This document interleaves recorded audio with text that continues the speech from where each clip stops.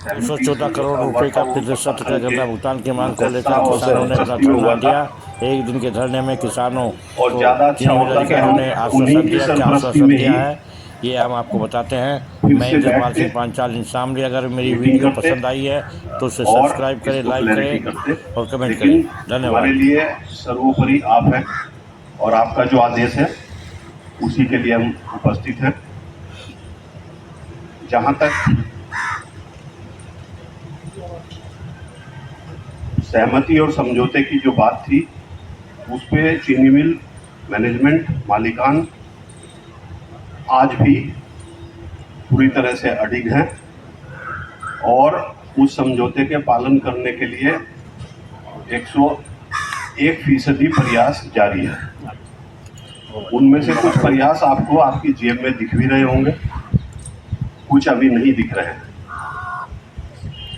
जो दिख रहे होंगे वो इस साल का जो करंट ईयर का गन्ना मूल्य भुगतान की बात हुई थी कि 14 दिन पे भुगतान मिलता रहे, जाता रहे।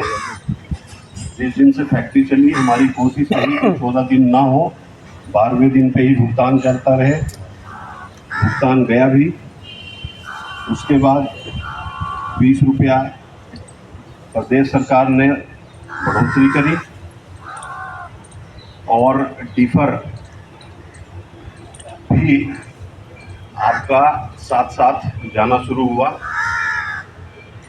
और उम्मीद ये है कि जो हमारी अगली एडवाइस जाएगी, हालांकि जो अगली एडवाइस हमारी जाएगी, कल अगर हमारे पास थोड़ा फंड की पोजीशन आ जाती तो हम कल भेजते, अन्यथा हमारी एडवाइस तैयार है, हो सकता है आज ही चली जाए।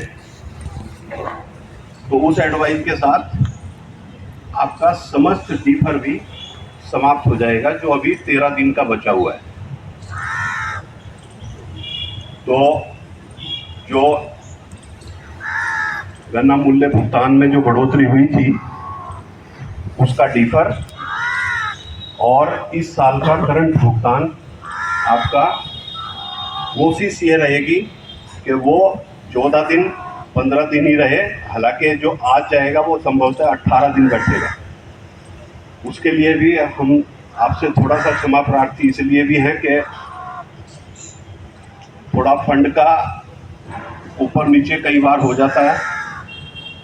चीनी का पीछे अभी कुछ दिन पहले मार्केट में कोई खरीदार ही उपलब्ध नहीं था और जिस समय सहमति और समझौता हुआ था उस समय 3900 4000 तक चीनी का भाव था।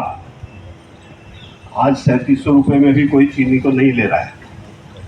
बावजूद उसके जितनी हम बनाते जा रहे हैं उसके हिसाब से बेचते हुए न केवल चीनी बल्कि चीनी के साथ साथ जो सह उत्पाद हैं, चाहे वो सीरा हो, चाहे वो प्रेसमड हो, चाहे वो बगास हो, उन सब का मैनेजमेंट ने और मालिकान ने ये तय कर दिया था पहले ही दिन कि इसका बेचने के बाद टोटल जो पैसा आएगा उसका टैगिंग नियमानुसार 85% यानी 85% हर हालत में एस्क्रो अकाउंट के माध्यम से किसान के भुगतान के लिए ही इस्तेमाल होगा।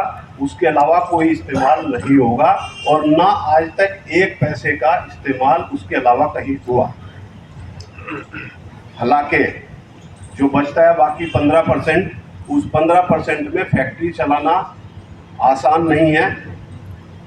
बहुत ही दिक्कत है, परेशानी का सामना करना पड़ रहा है। तनख्वाह भी लोगों की दे रहे हैं लेकिन अभी कई कई महीने की बकाया है। लोगों ने 6-6 घंटे फैक्ट्री भी बंद की है, एम्प्लॉइज ने भी, लेकिन उसके बावजूद भी वो नियम ना तो अभी तोड़ा गया और ना ही तोड़ा जाएगा। वो 85% किसान के खाते में ही जाएगा। 15% में चाहे पूरा फटे चाहे पूरा ना फटे वो नियम नहीं टूटेगा।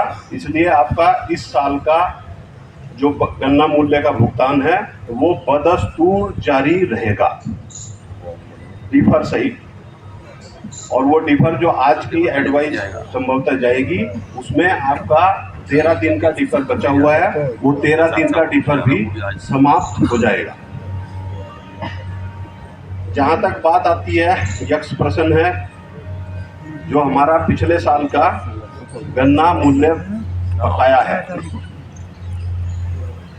अब मार्केट में इस तरह से कई तरह की भ्रांतियां भी हैं, और जिस दिन से फैक्ट्री बिकने की चर्चा मार्केट में आई है, हमारी दिक्कतें और बढ़ गई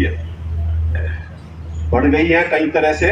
सबसे पहले तो जो फैक्ट्री चलाने के लिए हमें